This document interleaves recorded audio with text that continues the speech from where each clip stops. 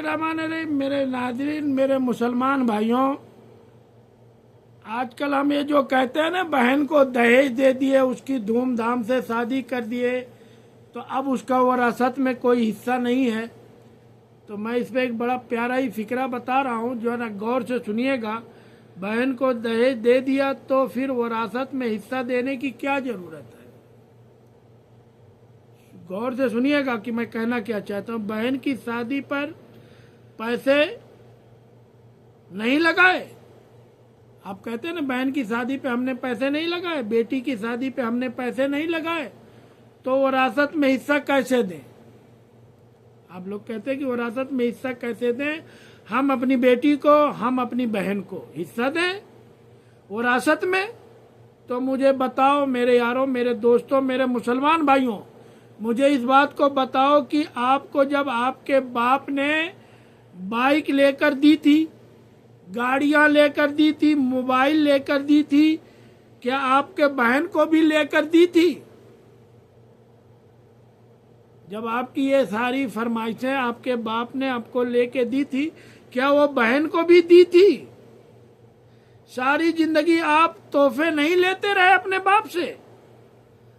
आपकी बहन या आपकी बेटी, आपकी बहन या आपकी बेटी है, वह सारी जिंदगी आपके घर पर काम कर रही है, सारी जिंदगी आपके घर पे काम कर रही है, आपके कपड़े इस्त्री कर रही है, खाना बनाकर देती रही है, सफाई करती रही।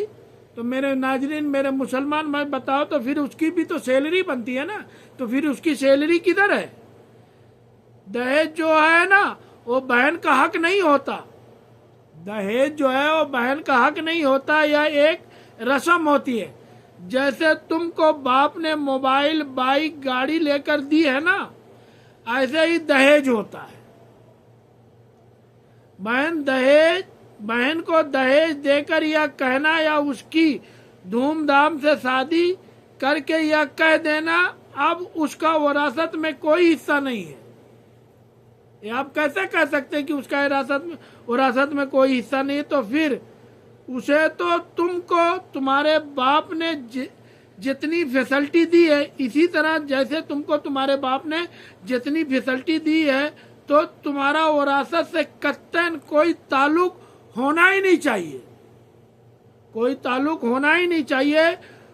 कुरान का वाजा हुक्म है, जबकि अल्लाह ताला ने कुरान में फरमा दिया, वाजा हुक्म है। सूरतुल निसा में अल्लाह ताला ने वाजा कर दिया है किसको कितना हक मिलना चाहिए, किसको कितना हक मिलना चाहिए। दुनियावी फायदे नहीं, ये जो दुनियावी फायदे हैं ये नहीं, आखिरत की निजात भी देखा करो, आखिरत की निजात भी देखा करो। सोचो, वह बहन जो सारी जिंदगी तुम्हारे साथ रही, तुम्हारे साथ बड़ी हुई, तुम्हारा ख्याल रखती रही, तुम्हारे गमगीन होने पर गमगीन होती रही, तुम्हारी परेशानियों पे आंसू बहाती रही, उनको वह हक जो अल्लाह ताला ने उनको दिया है, वह भी आप लोग देने में कतरा रहे हैं।